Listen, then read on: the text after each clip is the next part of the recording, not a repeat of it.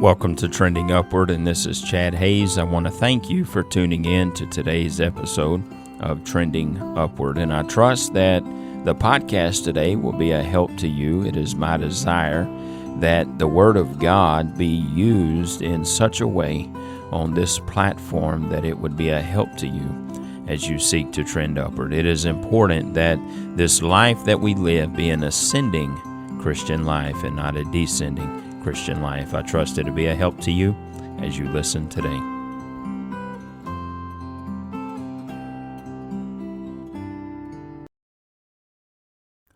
On today's episode of Trending Upward, we're going to be looking at things that resentful people say. I wanted to further break down resentment. The Bible speaks of it, and we've covered it some on the podcast, but I wanted to bring it down a little closer to home for us. What are some things that resentful people say? Because if we catch ourselves saying some of these things, then we may just deal with resentment towards others. Number one, we're going to look at passive-aggressive comments. Now, these are indirect ways of expressing anger or hurt without confronting someone about something that bothers us directly and openly. Resentful people often avoid direct conflict, but they still want their dissatisfaction to be noticed. So let's look at some examples here today. How about this one? Must be nice to have everything handed to you. So what does this mean? It means I feel like I've worked just as hard or harder, but I haven't received the same rewards, and that bothers me. Or how about this one? Wow, I wish I had all that free time. Essentially, what this means is I feel overworked or unappreciated, and I envy your ability to rest or your ability to enjoy yourself. So why do we hear these passive-aggressive comments at times? These comments serve as emotional jabs. Oftentimes, the one who is saying these things feels wronged or overlooked or doesn't feel safe or confident enough to say so directly. Number two, let's look at backhanded compliments. These are disguised insults that sound polite on the surface, but they carry a sting. The person saying them might not even realize they're being hurtful, or they do realize it, and that's just the point. But how about some examples for this, backhanded compliments? You did well for someone like you. This essentially means I'm not comfortable acknowledging your success, so I'll diminish your success to protect my ego. Or, that's a bold outfit. I could never wear something like that. That essentially means I might feel insecure or judgmental, but I'm masking it as a compliment. Have you ever heard someone say she would be very pretty if she just did something with her hair? Or she would be very pretty if she just put on some makeup? You see how these are backhanded compliments. So why do folks do this? It lets them essentially vent their negative feelings while still maintaining plausible deniability. Now, what that means is they want to be able to deny, if called out, that they are not actively being resentful.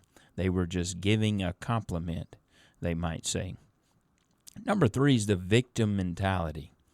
This is about portraying themselves as always on the losing end, often blaming others or fate instead of taking responsibility. Here's some examples. I'm always the one who gets left behind. This would mean I feel excluded or forgotten. But instead of expressing that directly, they dramatize it to get sympathy or guilt. How about this one? Everyone else gets a break, but me. What does this mean? Essentially means someone is stating that they believe that their life is unfair, and they might resent others because of their success or happiness. Why do they do it? These statements often come from deep-seated pain or a sense of powerlessness.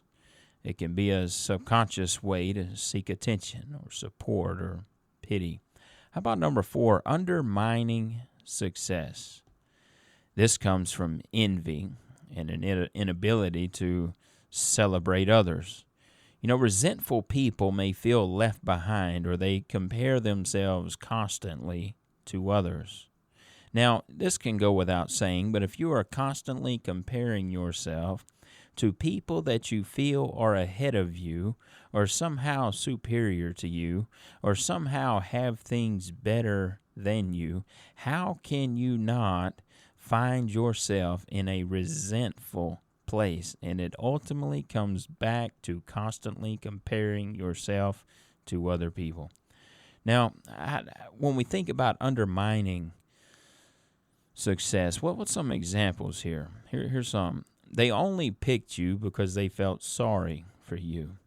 Essentially, this would mean I'm jealous of your success and need to convince myself that you didn't truly earn it. It was given to you out of, it was a token. Or I could have done that if I only had your connections. So what is this? It's one that's rationalizing why they are not where someone else is instead of acknowledging that someone's hard work got them there. Now, why is this? Why does it happen? It's a defense mechanism. Putting others down is a way to protect their fragile self-esteem or justify their own lack of progress.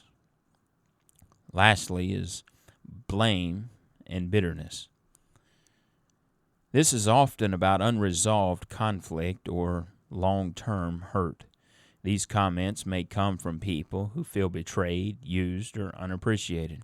Here's some examples. After everything I've done for you, this is how you treat me. It's, essentially what's being said is I feel unappreciated or taken for granted, and I've been holding this in for a while. How about this? You never cared about how I felt. Essentially, one has been hurt by someone else's actions and feel like their emotions were ignored. So why is this? These statements usually surface when resentment has built up over time. The one may have kept silent or been overly accommodating in the past, but the bottled up emotions have finally leaked out through the speech. And I know I said lastly for the last one, but this is the last one. Sarcasm and cynicism.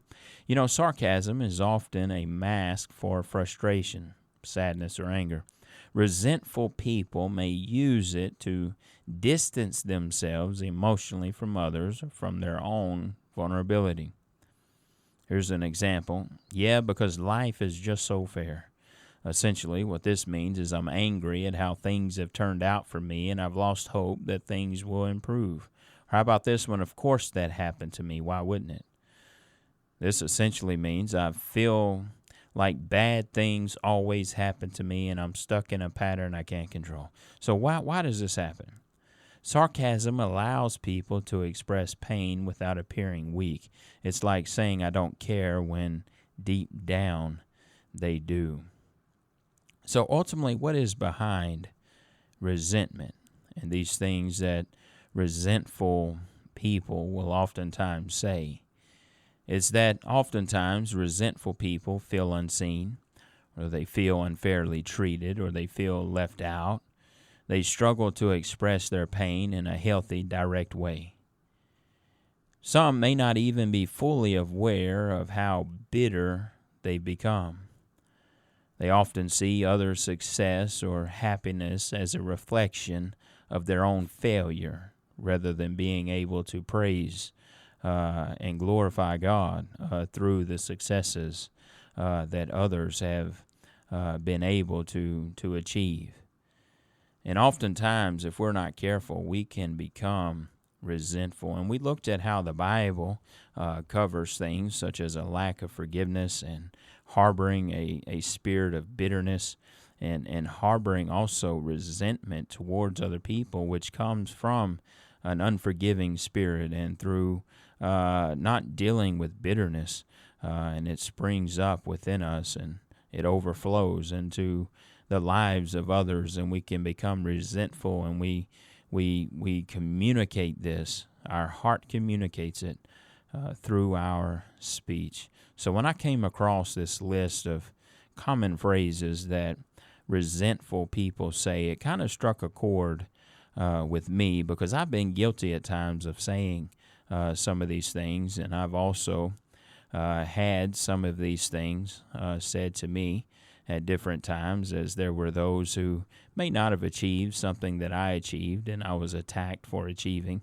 those things, and it was hurtful when I really was optimistic that folks would celebrate you and your achievement and the things that you have accomplished, and then you come to find out that because someone did not have those same accomplishments, they chose to attack you instead of support you instead in reaching those goals and different things that you've placed for yourself. So I hope today has been a help to you, that you know what, you've got to set your sights on God's will, and you've got to fulfill God's will for your life, and you cannot worry about what other people have to say, how they view you.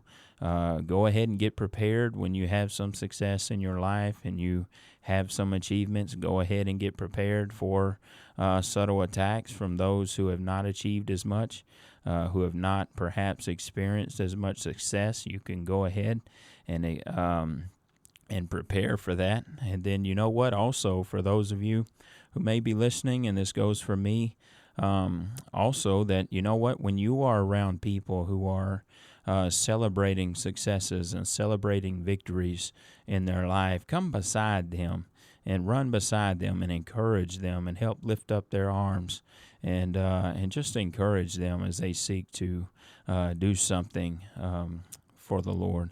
It'd be an awful shame if we get to heaven and find out there'd have been people who would have accomplished so much more for the Lord if it wasn't for the resentful people that oftentimes surrounded them. But you know what? That's no excuse. We got to block them out. We got to block it out, and we got to continue striving and continue doing what it is that the Lord would have for us to do and what the Lord would have for us to accomplish in our lives. I'd like to thank you for listening today to Trending Upward. If it's been a help to you, I invite you to share this podcast with someone and help get the word out on how they too can trend upward in their walk with God.